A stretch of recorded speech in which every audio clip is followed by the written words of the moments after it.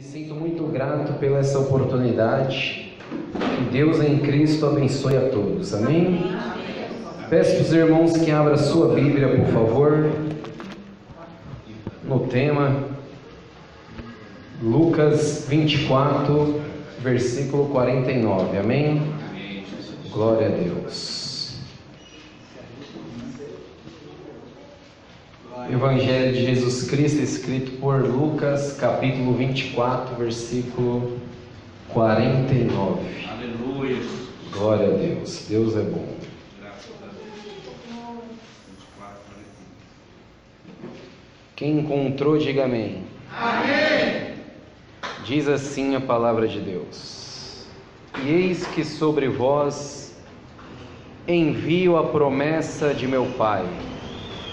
Ficai, porém, na cidade de Jerusalém, até que do alto sejais revestido de poder. Aleluia. Amém? Glória a Deus. Meus irmãos, alguns anos atrás, antes de Jesus pronunciar essa palavra, a Bíblia vai dizer que lá no deserto tinha um homem chamado João o Batista, que agora ele vem num tempo na qual Deus estava calado, sem falar com o seu povo, e aparece um homem no deserto vestido de uma roupa totalmente diferente da que os homens daquele tempo usavam, vestido com roupa de pele de camelo, e a Bíblia vai dizer que a sua comida era gafanhoto e mel silvestre. E agora esse homem aparece lá no deserto pregando uma mensagem. E o interessante é que ele não tinha um microfone como nós temos aqui hoje nesta noite para pregar. Ele não tinha uma caixa de som. Ele não tinha um retorno, não tinha um instrumento. Ele não estava num local movimentado onde passava pessoas. A Bíblia vai dizer que ele estava no deserto, mas a Bíblia vai dizer que ele tinha uma mensagem de Deus, e a mensagem dele era tão poderosa que a Bíblia vai dizer que toda a circunvizinhança, todo o povo ao redor de Jerusalém, da Judéia, ia até o deserto para poder ouvir a mensagem que ele tinha.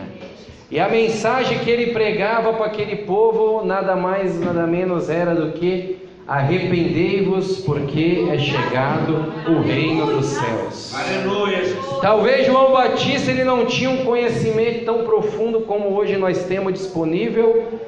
Ele não tinha muito recurso na sua mão, mas ele tinha uma mensagem que podia mudar a vida de muitas pessoas, que era: arrependei-vos, porque é chegado o reino dos céus.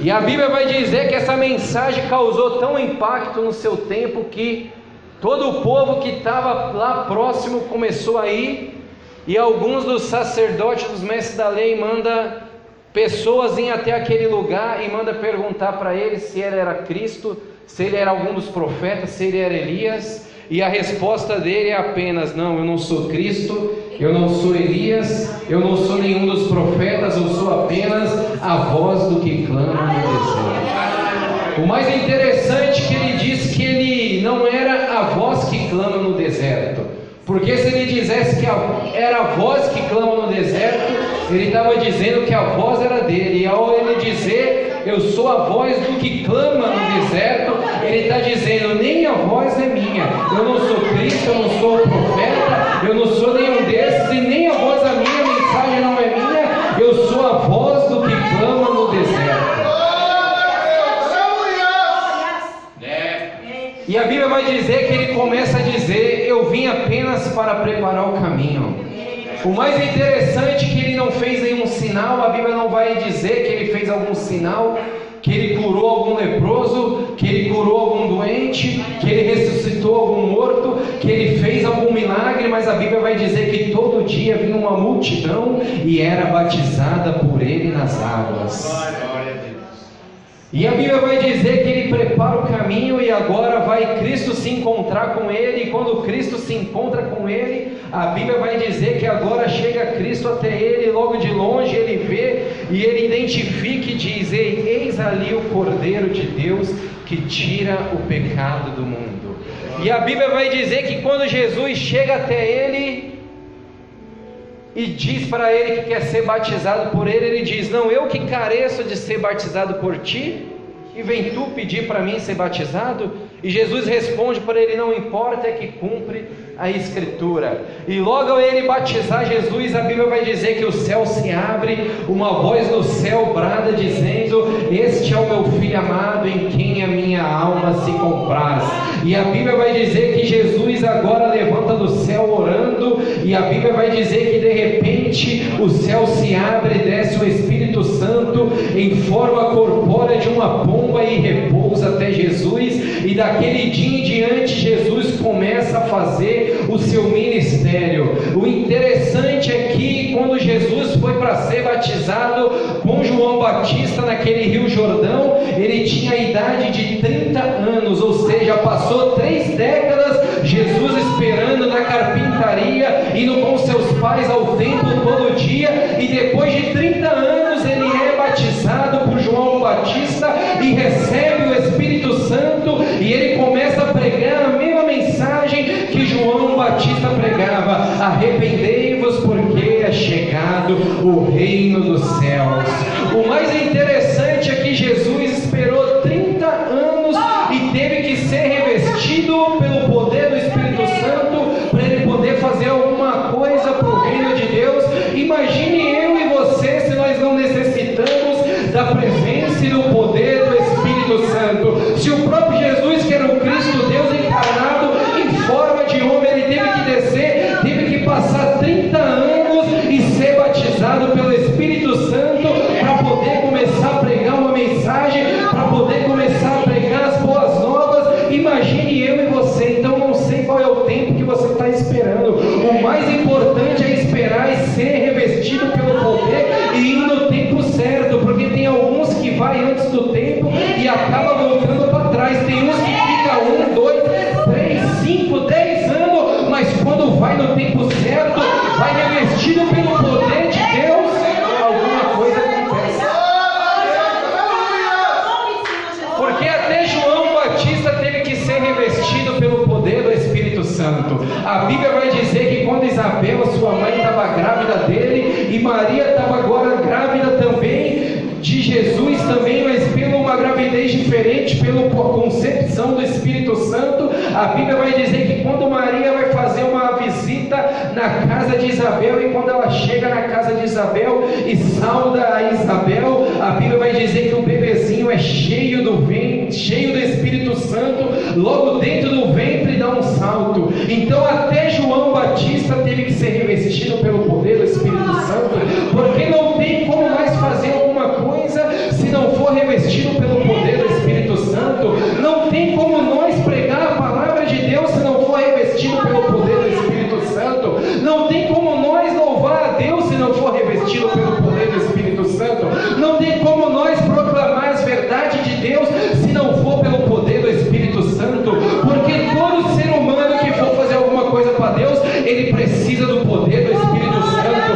Até quem não aceitou a fé ainda, ela também precisa do Espírito Santo, porque Jesus mesmo disse que quando viesse o Espírito Santo, o Espírito da verdade, o Espírito da promessa, ele convenceria o homem do pecado, da justiça e do juízo. Então quem convence é o Espírito Santo, o Espírito Santo que transforma a vida do homem, mas viu o pecador no homem de Deus, porque a Bíblia vai dizer que o Espírito Santo ele gosta de se mover. A Bíblia vai dizer que o Espírito Santo vai nos lugar aonde eu e você menos espera. Talvez lugares onde eu e você não vai, o Espírito Santo vai, porque o Espírito Santo é o primeiro missionário enviado pelo Pai. Porque a Bíblia vai dizer em Gênesis 1, versículo 1, que a terra era sem forma e vazia, e havia trevas sobre a face do abismo, mas o Espírito Santo de Deus pairava sobre a face das águas. Ou seja, uma terra sem forma, vazia, em treva, em abismo, mas o Espírito Santo estava se movendo e acreditando que alguma coisa poderia mudar no movimento dele. E não é que mudou no movimento dele quando o Espírito Santo começou a se mover naquela terra sem forma, vazia, em treva, em abismo. A Bíblia vai dizer num versículo depois a palavra haja luz e houve luz, porque a luz só vem no movimento do Espírito Santo, porque na onde o Espírito Santo se movimenta, pode ter treva, pode ser vazio, pode estar sem fora e pode estar em abismo, mas quando o Espírito Santo se movimenta, tem que ter uma luz, tem que ter uma palavra profética de Deus dizendo haja luz. É o poder do Espírito Santo. E o interessante é que a Bíblia vai dizer que agora, ao Jesus pronunciar essas palavras, ele cumpre o seu ministério, morre na cruz, e agora é sepultado, ressuscita ao terceiro dia, e a Bíblia vai dizer que agora, dois dos seus discípulos estão indo no caminho de Emaús, e a Bíblia vai dizer que agora Jesus aparece àqueles dois discípulos no meio do caminho, e começa a conversar com eles, e eles não reconhecem Jesus, porque nós só conseguimos reconhecer Jesus pelo Espírito Santo. Se não for o Espírito Santo, nós não sabemos nem quem é Jesus. E a Bíblia vai dizer que agora ele aparece no meio do caminho e começa a conversar, começa a andar com eles, e eles começam a andar quilômetros sem perceber que era Jesus. E quando entra numa casa agora, eles vão no partir do pão, e Jesus começa a conversar com ele. A Bíblia vai dizer que Jesus começa a dizer, desde Moisés até todos os profetas e os salmos, começa a explicar sobre ele mesmo. Já parou para analisar o verbo falando do verbo, a palavra falando da palavra. E agora quando chega naquela casa, no partir do pão, ele come o pão e de repente desaparece. E quando ele desaparece, um olha para o outro e diz, ei, por acaso não ardia no nosso coração quando ele falava das Escrituras? Porque nós só conseguimos reconhecer a Jesus se a palavra primeiro queimar. Porque eles foram no meio do caminho dizendo, ei, você nunca ouviu falar de Jesus? Você é um peregrino em Jerusalém, não sabe ainda das coisas que têm acontecido, que Cristo, profeta poderoso em obras. E quantas vezes nós não estamos conhecendo apenas Cristo como profeta poderoso em obras? Só vemos Jesus se ele fizer alguma coisa, conhecemos Jesus como profeta, só vemos Jesus como profeta, mas é uma noite que Deus está dizendo, ei, deixa a palavra queimar no coração, porque a palavra queimar no coração, nós vamos conhecer ele no partir do pão.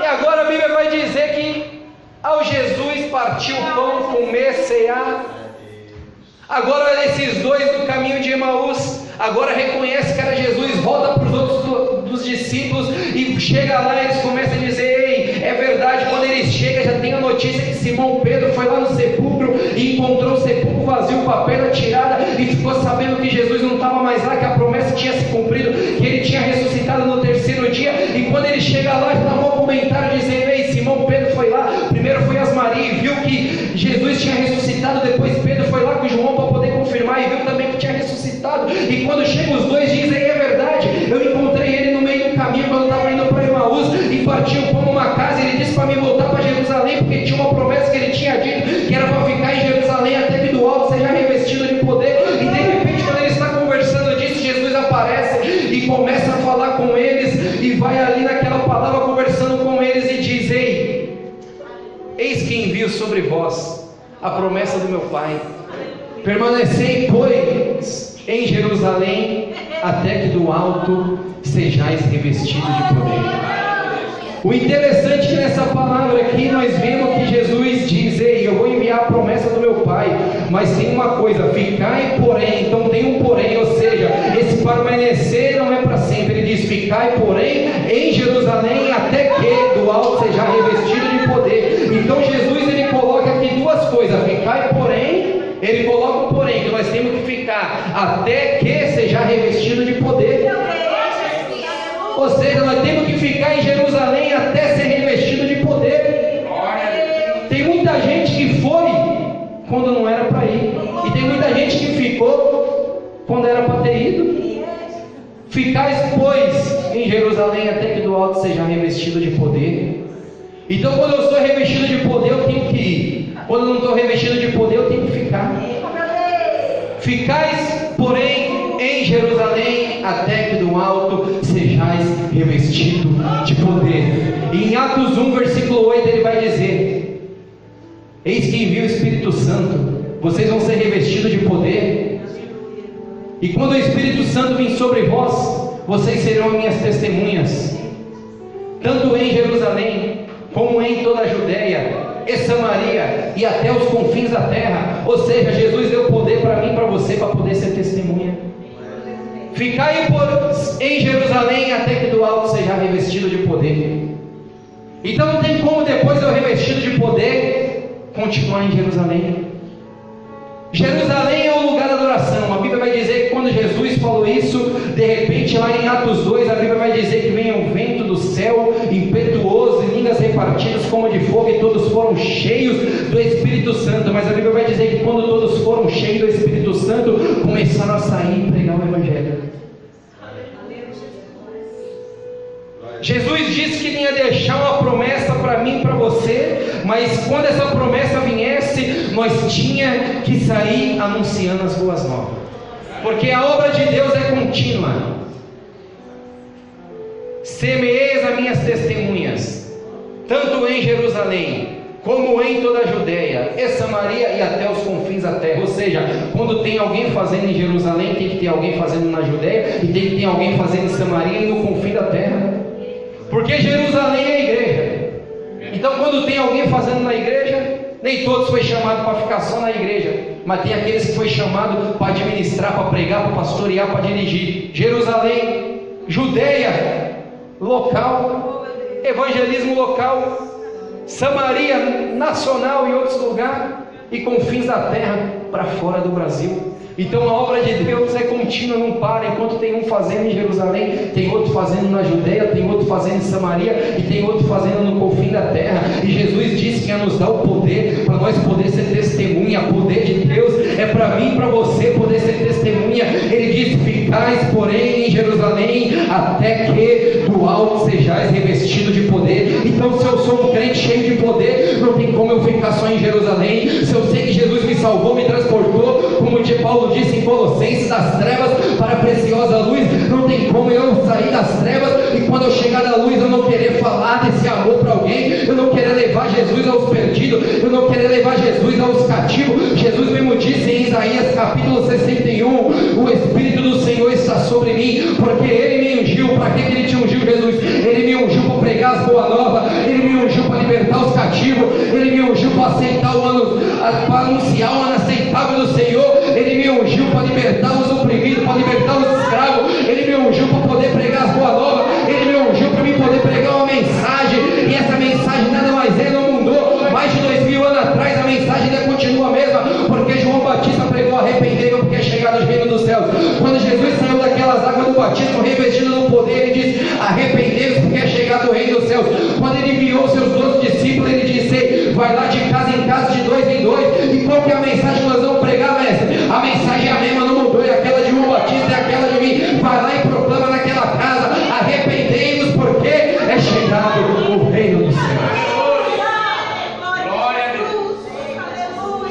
Então o poder do Espírito Santo é para ser testemunha. Jesus nos deu poder para nós ser testemunha. Serão revestidos de poder e ser-me-ão a minhas testemunhas. Então não tem como depois de eu ser revestido de poder não querer ser testemunha. Nosso irmão deu uma saudação aqui e disse: eu faço evangelismo para faixa, nos faróis, lá na cidade onde eu moro, estou fazendo aqui também.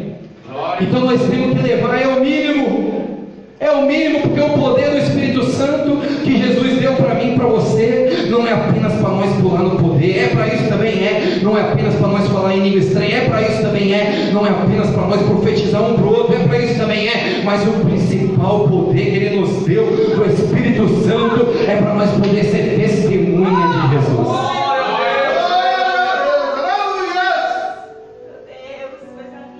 2 Samuel capítulo 22 vai dizer: o Espírito do Senhor está sobre mim, e a sua palavra está na minha boca. Glória a Deus.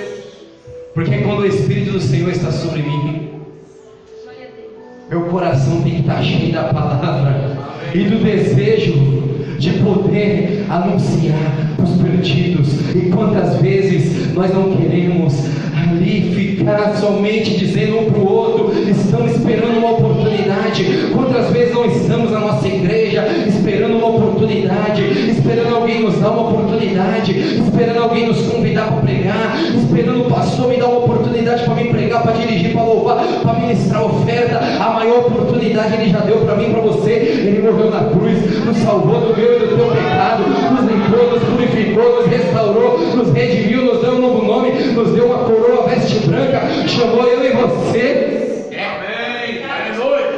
É a maior oportunidade. Tem oportunidade melhor do que essa? Eu sempre digo para os irmãos, quando eu vejo alguém brigando por oportunidade, eu digo: irmão, vamos lá, todo terceiro domingo do mês, nós estamos lá no leprosário da cidade de Itu, lá onde está pessoas leprosas com doença ali, caindo braço, perna. Você tem uma oportunidade para pregar? Vamos lá, lá você dirige o culto, lá você louva, lá você ministra oferta, lá você prega. Sabe por quê? Porque ninguém quer ir para lá, ninguém quer pregar. A pessoa olha para lá e ela fica até com medo. Às vezes nós vamos dar oportunidade para alguém, nós dirigimos o trabalho e a pessoa vai lá para visitar, ela não quer nem oportunidade, porque na mente dela ela pensa: o que eu vou dizer para esse povo? Que palavra de esperança que eu vou dizer para eles? Eles estão numa maca, morrendo, caindo um pedaço do corpo. Eu vou dizer que Jesus é bom, que Jesus cura. Será que eles vão aceitar essa palavra? Então lá é o melhor lugar para nós ter oportunidade. Quer ver oportunidade melhor? Na onde nós vamos pregar e ninguém vai querer ali, vai ter 1 hora, 2 horas, 3 horas, o dia inteiro, a semana inteira, de manhã, à tarde, à noite. Vamos para as praças, para a cadeia, para os hospitais, para os asilos, para os orfanatos, vamos onde estão os perdidos, vamos nas favelas, vamos nos voltar, vamos nas trevas anunciar, porque foi para isso que Jesus nos deu o poder.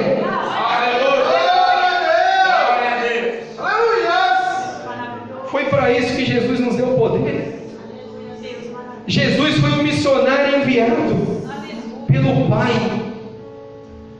A Bíblia vai dizer, o versículo mais conhecido da Bíblia, João capítulo 3, versículo 16: Deus enviou o seu Filho amado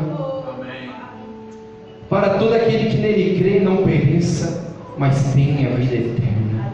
Jesus enviou, Deus enviou Jesus como um missionário. E o maior tempo de Jesus foi pregando. Ele pregou dentro do templo, mas pregava fora do templo. Ele pregava na sinagoga e pregava fora da sinagoga. Mas Jesus não tinha tempo ruim. Ele sentava com os perdidos. Hoje em dia nós temos vergonha. Eu já vi gente dizer: ah não, mas se eu estiver ali parado falando, o que vão pensar de mim? Jesus não se importou com isso. A Bíblia vai dizer no capítulo 15 de Lucas, vai dizer que por causa de um versículo Ele contou 3 parábolas. A Bíblia vai dizer no versículo 1: e Jesus estava sentado comendo com pecadores e publicanos. E no versículo 2 vai dizer: e os fariseus e os escribas murmuravam. Por causa de um versículo que eles murmuravam, Jesus teve de contar 3 parábolas: a da ovelha perdida, da dracma e a do filho pródigo. Então Jesus não se importou de sentar com os perdidos. Jesus não se importou de sentar com os pecadores. Jesus não se importou de parar com uma mulher samaritana que já tinha tido 5 maridos. Talvez alguém nos nossos dias podia dizer: ei, que aquele irmão, que aquele evangelista, aquele obreiro, aquele pastor está conversando com aquela irmã, com aquela pessoa, o que será que está acontecendo? Jesus não se importou. Quando a Bíblia vai dizer que quando os seus discípulos voltou, ficaram até meio escandalizados, mas não quiseram falar nada, ficaram só pensando: por que ele está conversando com essa mulher? Mas ele não se importou, porque ele era a fonte da água da vida, e ele veio para dar água para aquele que tem sede. Ele veio para cobrir aquele que estava nu, ele veio para salvar aquele que estava perdido, ele veio para achar aquele que estava perdido. Jesus não se importou, ele era a fonte da água da vida, porque quem se encontra com Jesus tem que deixar o cântaro fora, porque encontra a água da vida. Aquela mulher estava indo buscar água no poço, mas Jesus olhou para ela e disse: ei, eu vou te dar uma água que nunca mais você vai ter sede, eu vou te dar uma água que nem esse poço todo vai saciar, eu vou te dar a água da vida que você vai beber e nunca mais vai ter sede. A Bíblia vai dizer que quando ela recebeu aquela palavra, ela disse: ei, eu vejo que tu é profeta, você é aquele que as escrituras falavam. E ela foi lá em Samaria, uma mulher foi lá em Samaria, evangelizou a aldeia toda, a cidade toda, levou todo mundo até Jesus e falou: ei, eu achei o Cristo, eu achei o Messias, ele falou tudo da minha vida, ele é o Messias, o enviado de Deus. E de repente levou todo mundo até Jesus. Foi para isso que Jesus chamou eu e para você, foi para levar pessoas até o pé dele, para poder deixar o nosso cântaro da preocupação, o nosso cântaro das aflições, o nosso cântaro da angústia, da avareza, o nosso cântaro de tudo aquilo que nos atrapalha. Eu não sei o que tem te atrapalhado, eu não sei as preocupações, mas Jesus está dizendo hoje: ei, deixa esse cântaro no pé dele, vai lá e anuncia: eu encontrei Jesus e ele me saciou a minha sede, e agora eu nunca mais tenho sede. E se você for até ele, você nunca mais vai ter também.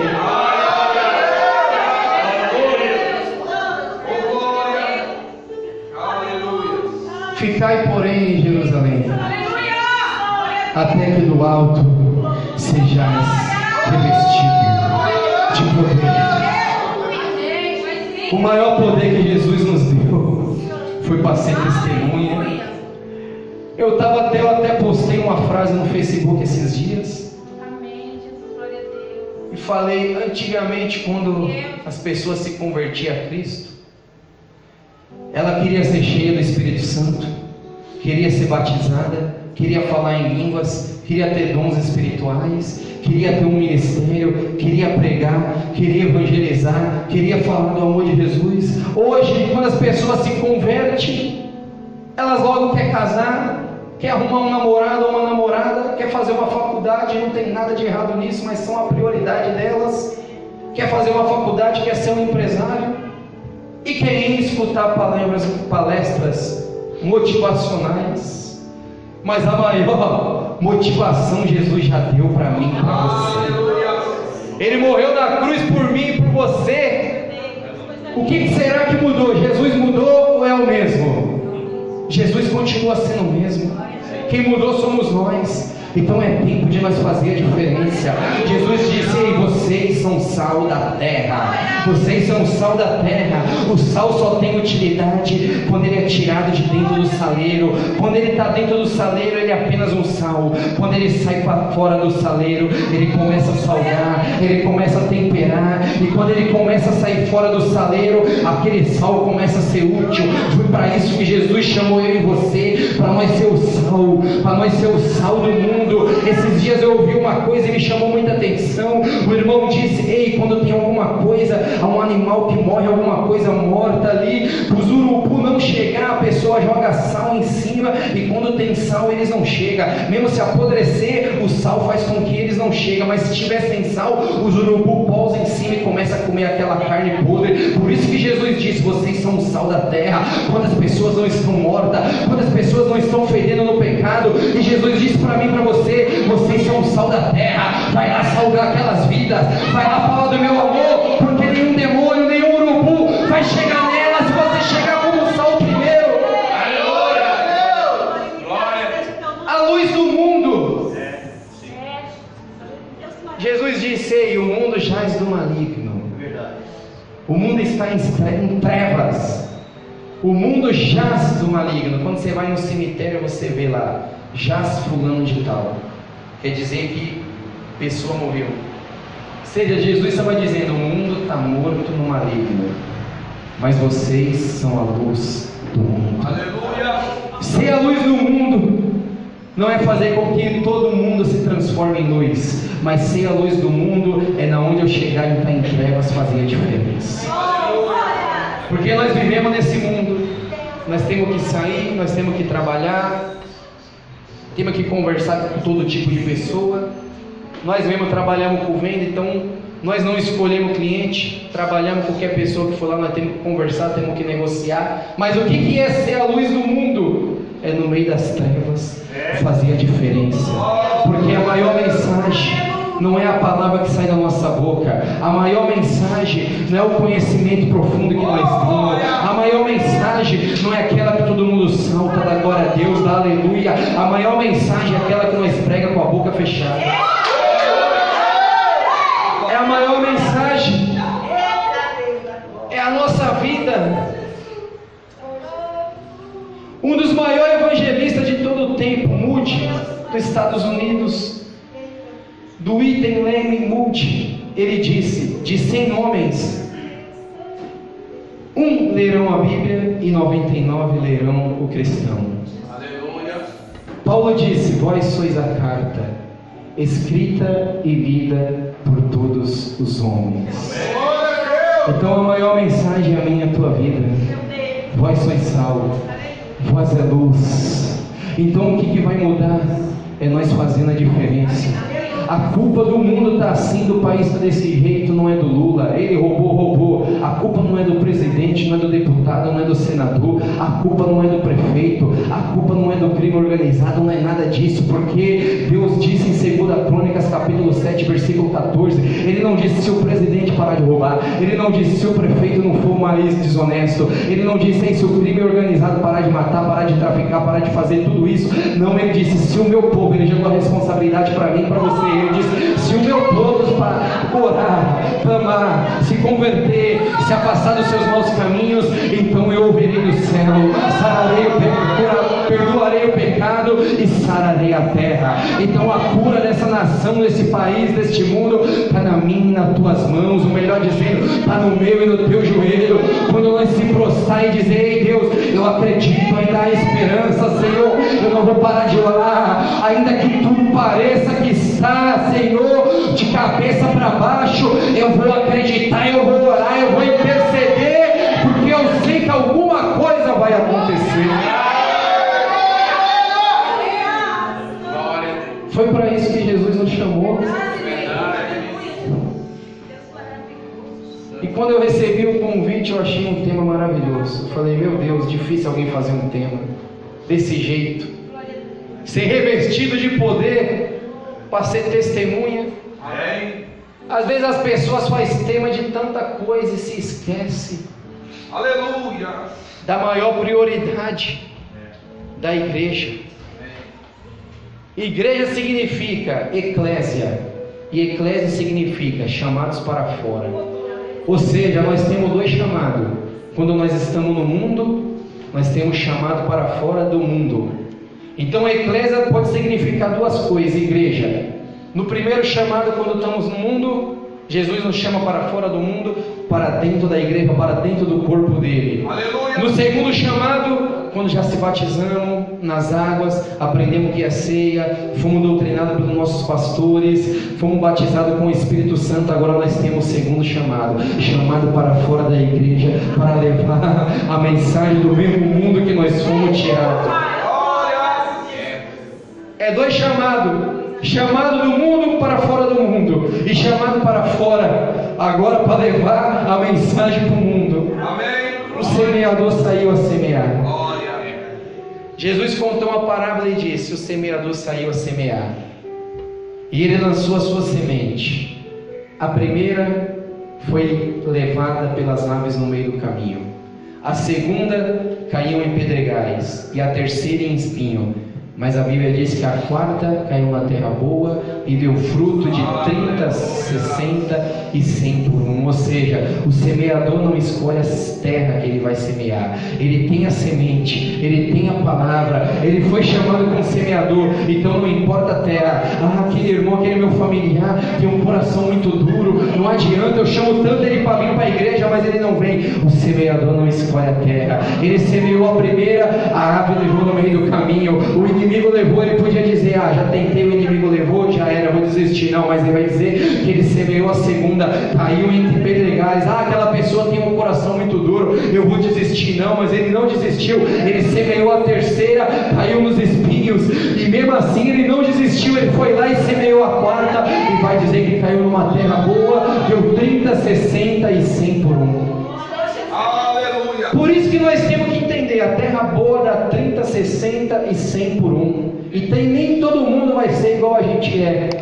Às vezes nós vemos uma pessoa se converteu e porque aquela pessoa dá muito trabalho, dá 30, 60 e 100 por um. Então tem o crente que é 30, ele ainda está no começo, está meia boca, mas ele vai melhorar. Tem aquele que é 60, ele está, mas não está. Ao mesmo tempo que ele está, não está. Só vem e tal, tranquilo, não quer saber de nada. Mas tem aquele que é 100. É pau para toda a obra, ele não quer saber de nada.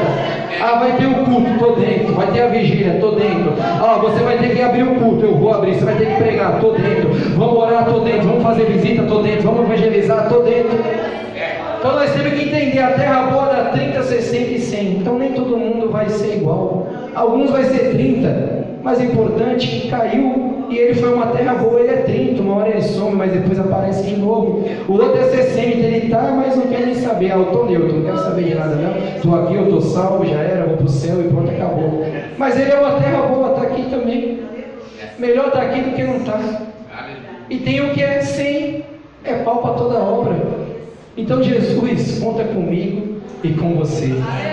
Ele já deu poder para mim e para você, para sermos testemunha, para podermos levar as grandezas dele. Então eu não sei, talvez quando você sair daqui, Jesus pode colocar alguém no teu caminho, e você, como um semeador, vai semear a boa semente. Porque é uma coisa que eu aprendi, eu até preguei esses dias, eu disse: ei, sempre tem um Lázaro na minha, na tua porta. Porque Jesus contou uma história e disse que tinha um Lázaro que ficava lá, um mendigo, comendo das migalhas que caía da mesa de um rico, e ele estava na porta daquele rico. Então Jesus sempre vai colocar um Lázaro na minha, na tua porta. Ele sempre vai colocar alguém que precisa de uma mensagem, ele sempre vai colocar alguém que precisa de uma palavra. Ah, mas eu não sou chamado para pregar, eu não tenho esse dom de subir, que nem você está aqui e ministrar a palavra, falar da Bíblia. Então pregue lá no seu trabalho, fale de Jesus para alguém. Nós não precisamos estar em cima de um altar, com um microfone na mão, num púlpito. Nós podemos falar de Jesus na simplicidade, porque a maior mensagem ainda continua sendo aquela que eu escutei quando eu estava nas trevas, quando eu estava na lona, quando eu estava no pecado, quando eu estava no mundo, quando eu estava nas drogas. Foi essa mensagem que eu escutei: Jesus salva, cura, transforma, batiza com o Espírito Santo, perdoa os pecados e leva para o céu. Então você não precisa ter um conhecimento, talvez você não tenha uma teologia, não tem ali um curso, você não precisa de nada disso, talvez você não precisa pregar em cima de um altar, mas você tem uma mensagem. Jesus cura, salva, batiza, liberta e leva para morar no céu. Porque a maior mensagem do bom pregador, a maior mensagem do bom evangelista, a maior mensagem do servo de Deus, a maior mensagem do crente cheio do Espírito Santo ainda continua sendo a mesma: Jesus salva, batiza, cura e leva para morar no céu. Jesus salva, batiza, cura e leva para morar no céu. Jesus salva, batiza, cura e leva para morar no céu. Quantos recebem essa palavra aqui? Deus, glória. Você recebe essa palavra? Então feche seus olhos. Queria fazer uma oração muito breve. Foi essa palavra que Deus colocou no meu coração. Senhor Deus, te damos graças, ó Pai, por estar aqui, Senhor. Porque o Senhor nos transportou, Pai, das trevas para a sua preciosa luz, Pai. Senhor, nos batizou com o teu Espírito, Senhor.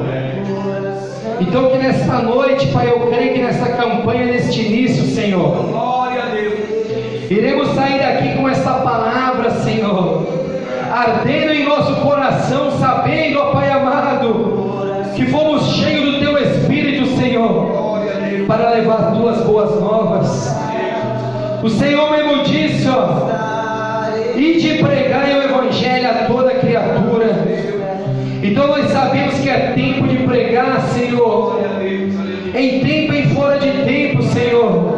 Então nos ensina a amar mais o nosso próximo, Senhor. Porque o Senhor mesmo disse, Senhor, que quando nós fazemos alguma coisa para um dos pequeninos, Senhor, fazemos para Ti.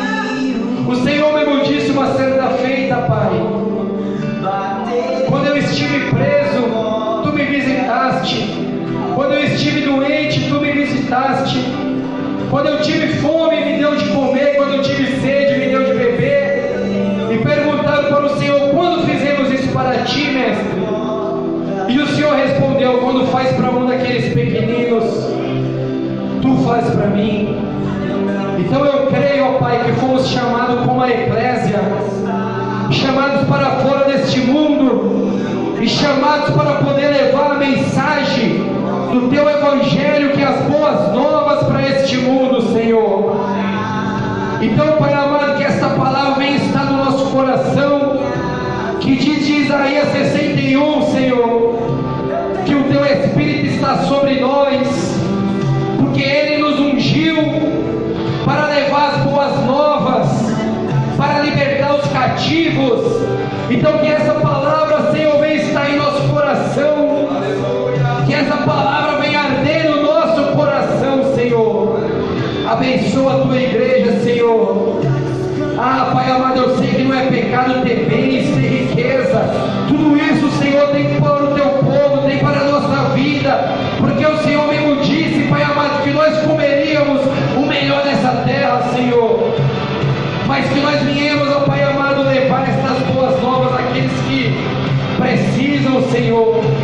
Aqueles que perecem, meu Pai, se porventura alguém aqui, Senhor, que, Pai amado, não entregou a vida ainda para Ti, Senhor, que nesta noite possa ser tocada pelo Teu Espírito Santo, Pai amado, e possa saber, Senhor, que o Senhor amou o mundo de uma tal maneira, de uma maneira inexplicável, Senhor, que teve que se diminuir e descer para este mundo, morrer na cruz, sentir as mesmas dores que, Pai amado, nós sentimos, as mesmas tristezas, as mesmas angústias, Pai amado, que nós sentimos, Senhor, para poder sentir aquilo que nós sentimos e se entregar, Senhor, para que hoje podemos estar aqui hoje nesta noite. Então nós te demos graças, ó Pai, e te glorificamos. E quem crê, dá uma salva de palmas para Jesus.